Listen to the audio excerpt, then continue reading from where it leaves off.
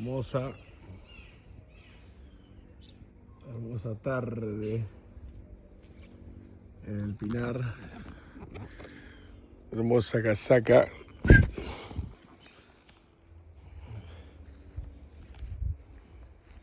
Disfrutando un poco la tranquilidad y la naturaleza.